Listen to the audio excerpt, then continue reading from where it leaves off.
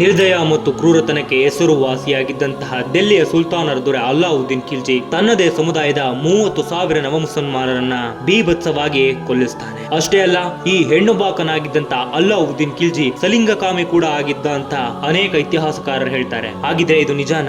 ಈ ಅಲ್ಲಾವುದ್ದೀನ್ ಖಿಲ್ಜಿಯ ಆಸೆಗಳಿಗೆ ಬಲಿಯಾದ ಅದೆಷ್ಟೋ ಹೆಣ್ಣು ಮಕ್ಕಳ ಪೈಕಿ ಈ ಕಮಲಾದೇವಿ ಮತ್ತು ದೇವಲಾದೇವಿಯರು ಕೂಡ ಒಬ್ರು. ಹಾಗಿದ್ರೆ ಯಾರು ಈ ಕಮಲಾದೇವಿ ಮತ್ತು ದೇವಲಾದೇವಿಯರು? ಈ ಬಗ್ಗೆ ಸಂಪೂರ್ಣ ಮಾಹಿತಿಯನ್ನ ಇವತ್ತಿನ ವಿಡಿಯೋದಲ್ಲಿ ತಿಳ್ಕೊಳ್ಳೋಣ.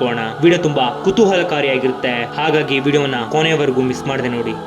ಅಲ್ಲಾವುದ್ದೀನ್ ಖಿಲ್ಜಿ ಈತ ಯಾರು ಅಂದ್ರೆ ಖಿಲ್ಜಿ ವಂಶದ ಸ್ಥಾಪಕನಾಗಿದ್ದಂತಹ ಜಲಾಲುದ್ದೀನ್ ನ ಅಳಿಯ. ಈತ ಜಲಾಲುದ್ದೀನ್ ಆಡಳಿತದಲ್ಲಿ ಕೆಲವು ಪ್ರಾಂತ್ಯಗಳಿಗೆ ಅಧಿಕಾರಿಯಾಗಿರ್ತಾನೆ. ಈ ಹಿಂದೆ 1292ರಲ್ಲಿ ಮಂಗೋಲರು ಹುಲಕ್ ಅಬ್ದುಲ್ಲನ ನಾಯಕತ್ವದಲ್ಲಿ ಭಾರತಕ್ಕೆ ದಾಳಿ ಮಾಡಿದಾಗ ಆ ದಾಳಿಯನ್ನು ಯಶಸ್ವಿಯಾಗಿ ಜಯಿಸಿದಂತಹ ಈ ಜಲಾಲುದ್ದೀನ್ ಅಲ್ಲಿ ಸೆರೆ ಸಿಕ್ಕಂತ 30,000 ಮಂಗೋಲಿಯರನ್ನ ಮತಾಂತರಿಸ್ತಾನೆ. ಇವರನ್ನೇ ನವ ಮುಸಲ್ಮಾನರು ಅಂತ ಕರೀತಾರೆ. ಹೀಗೆ ವರ್ಷಗಳು ಕಳೆದ ನಂತರ ಮುಸ್ಲಿಮರಿಗೆ ಪವಿತ್ರ ದಿನವಾದಂತಹ ರಂಜಾನ್ ಮಾಸದಲ್ಲಿಯೇ ಈ ಅಲ್ಲಾವುದ್ದೀನ್ ಖಿಲ್ಜಿ ಮೋಸದಿಂದ ಜಲಾಲುದ್ದೀನ್ ನ ಸಾಯಿಸಿ ಅಧಿಕಾರಕ್ಕೆ ಬರ್ತಾನೆ. ಈತ ಅಧಿಕಾರಕ್ಕೆ ಬಂದ ಮೇಲೆ ಈ ಜಲಾಲುದ್ದೀನ್ ಆಶ್ರಯದಲ್ಲಿದ್ದಂತ ಈ 30,000 ನವ ಮುಸಲ್ಮಾನರು ತನಗೆ ಮುಂದೆ ಮುಳ್ಳಾಗಬಹುದು ಅಂತ ಭಾವಿಸಿದಂತ ಈ ಅಲ್ಲಾವುದ್ದೀನ್ ಖಿಲ್ಜಿ ಅವರ ನಿರ್ನಾಮ ಮಾಡ್ಲಿಕ್ಕೆ ಸಂಚು ರೂಪಿಸ್ತಾನೆ. ಅಷ್ಟೊತ್ತಿಗೆ ಇವನ ಸಂಚನ್ನೆಲ್ಲ ಅರಿತಿದ್ದಂತ ಈ 30,000 ನವ ಮುಸಲ್ಮಾನರು ಅಲ್ಲಿಂದ ಪಲಾಯನ ಮಾಡಿ ರಣತಂಬೂರಿನ ಅರಸ ಪರಾಕ್ರಮಿಯಾಗಿದ್ದಂತಹ ಅಮ್ಮೀರ ದೇವನ ಆಶ್ರಯ ಪಡ್ಕೊಳ್ತಾರೆ. ಇಲ್ಲಿ ಬಲಿಷ್ಠವಾಗಿದ್ದಂತಹ ರಾಜ ಅಮ್ಮೀರ ದೇವರನ್ನ ಸೋಲಿಸೋದು ಅಲ್ಲಾವುದ್ದೀನ್ ಖಿಲ್ಜಿಗೆ ಸುಲಭದ ಮಾತೇನಾಗಿರ್ಲಿಲ್ಲ. ಹಾಗಾಗಿ ಈತ ತನ್ನ ಹುಟ್ಟು ಗುಣದಂತೆ ಅಮ್ಮೀರ ದೇವನ ಮಂತ್ರಿಯಾಗಿದ್ದಂತಹ ರಣಮಲ್ಲನನ್ನ ತನ್ನತ್ತ ಸೆಳೆದುಕೊಂಡು ರಾಜ ವೀರನಾಗಿದ್ದಂತಹ ಅಮ್ಮೀರ ದೇವನನ್ನ ಮೋಸದಿಂದ ಸಾಯಿಸ್ತಾನೆ. ಅಷ್ಟೇ ಅಲ್ಲ, ತನ್ನ ಅಭಿಲಾಷೆಯಂತೆ ಈ 30,000 ನವ ಮುಸಲ್ಮಾನರ ಮಾರಣ ಹೋಮವನ್ನು ನಡೆಸ್ತಾನೆ ಈ ಕ್ರೂರಿ ಅಲ್ಲಾವುದ್ದೀನ್ ಖಿಲ್ಜಿ.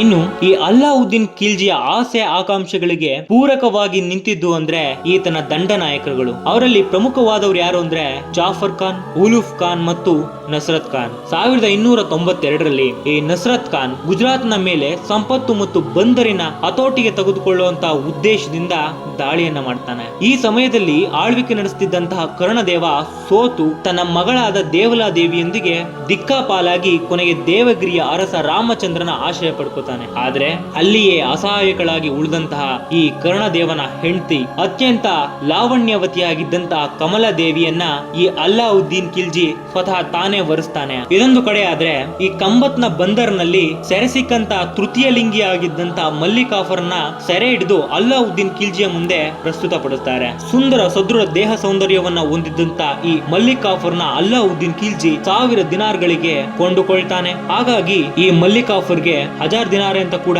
ಕರೆಯಲಾಗುತ್ತೆ. ಇನ್ನು ಈ ಮಲ್ಲಿಕಾಫರ್ ಏನು ಸಾಮಾನ್ಯವಾದವನಲ್ಲ. ಈತ ಕೂಡ ಅಲ್ಲಾವುದ್ದೀನ್ ಖಿಲ್ಜಿಯ ದಂಡನಾಯಕನಾಗಿರ್ತಾನೆ. ಈತ ದಕ್ಷಿಣ ಭಾರತದ ದಂಡಯಾತ್ರೆಯನ್ನ ಕೈಗೊಳ್ತಾನೆ. 1302ರಲ್ಲಿ ದೇವಗಿರಿಯ ಮೇಲೆ ಆಕ್ರಮಣ ನಡೆಸಿದಂತ ಈ ಮಲ್ಲಿಕಾಫರ್ ಅಲ್ಲಿ ಆಡಳಿತ ನಡೆಸ್ತಾ ಇದ್ದಂತಹ ರಾಮಚಂದ್ರನನ್ನ ಸೋಲಿಸ್ತಾನೆ. ಅಷ್ಟೇ ಅಲ್ಲದೆ ಅವನ ಆಶ್ರಯನ್ನ ಪಡ್ಕೊಂಡಿದ್ದಂತಹ ಕರ್ಣದೇವನನ್ನ ಸಾಯಿಸಿ ಅವನ ಮಗಳಾದಂತಹ ದೇವಲಾದೇವಿಯನ್ನ ಅಲ್ಲಾವುದ್ದೀನ್ ಖಿಲ್ಜಿಗೆ ಒಪ್ಪಿಸ್ತಾನೆ. ಇನ್ನು ಈ ದೇವಲಾದೇವಿಯನ್ನ ಅಲ್ಲಾವುದ್ದೀನ್ ಖಿಲ್ಜಿ ತನ್ನ ಮಗನಾದಂತಹ ಕಿಲ್ಜಾರ್ ಖಾನ್ಗೆ ಮದುವೆ ಮಾಡ್ಕೊಳ್ತಾನೆ. ಅನಂತರ ಯುದ್ಧದಲ್ಲಿ ಸೋತಂತಹ ರಾಮಚಂದ್ರ ತನ್ನ ಮಗಳಾದ ಜಾತ್ಯಪಾಲಿಯನ್ನ ಈ ಅಲ್ಲಾವುದ್ದೀನ್ ಖಿಲ್ಜಿಗೆ ಮದುವೆ ಮಾಡಿಕೊಡ್ತಾನೆ. ಈ ಎಲ್ಲಾ ವಿಚಾರಗಳು ಸಹ ಅಮೀರ್ ಖುಸ್ರೋವಿನ ಅಶಿಕಾಕೃತಿಯಲ್ಲಿ ದಾಖಲೆಯಾಗಿದೆ. ಇನ್ನು ಇತಿಹಾಸಕಾರರಾಗಿದ್ದಂತಹ ಬುರಾನಿ, ಸಲೀಂ ಕಿದ್ವಾಯಿ, ನೀಲಾಂಜನ್ ಸರ್ದಾರ್ ಸೇರಿ ಅನೇಕ ಇತಿಹಾಸಕಾರರು ಈ ಅಲ್ಲಾವುದ್ದೀನ್ ಖಿಲ್ಜಿ ಒಬ್ಬ ಸಲಿಂಗಕಾಮಿ ಕೂಡ ಆಗಿದ್ದ ಅಂತ ಅಭಿಪ್ರಾಯ ಪಟ್ಟಿದ್ದಾರೆ. ಅಂದ್ರೆ ಈ ಅಲ್ಲಾವುದ್ದೀನ್ ಖಿಲ್ಜಿ ತನ್ನ ದಂಡನಾಯಕನಾಗಿದ್ದಂತಹ ಮಲ್ಲಿಕಾಫರ್ನ ಜೊತೆ ಸಂಬಂಧ ಇಟ್ಕೊಂಡಿದ್ದ ಅಂತ ಈ ಇತಿಹಾಸಕಾರರು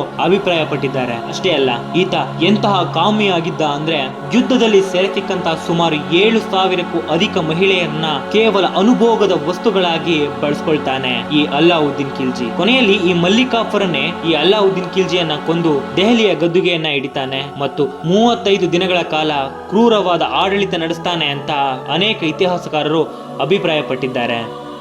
ಇದಿಷ್ಟು ಈ ವಿಡಿಯೋದ ಮಾಹಿತಿಯಾಗಿತ್ತು. ಇನ್ನು ರಾಣಿ ಪದ್ಮಾವತಿ ಮತ್ತು ಅಲ್ಲಾವುದ್ದೀನ್ ಖಿಲ್ಜಿಯ ನಡುವೆ ನಡೆದ ಘಟನೆಯನ್ನ ಮುಂದಿನ ವಿಡಿಯೋದಲ್ಲಿ ತಿಳಿಸುವಂತ ಪ್ರಯತ್ನ ಮಾಡ್ತೇನೆ. ಈ ವಿಡಿಯೋ ನಿಮ್ಗೆ ಇಷ್ಟ ಆಗಿದ್ರೆ ಲೈಕ್ ಮಾಡಿ, ಶೇರ್ ಮಾಡಿ ಮತ್ತು ನಮ್ಮ ಚಾನೆಲ್ನ ಸಬ್ಸ್ಕ್ರೈಬ್ ಮಾಡಿ.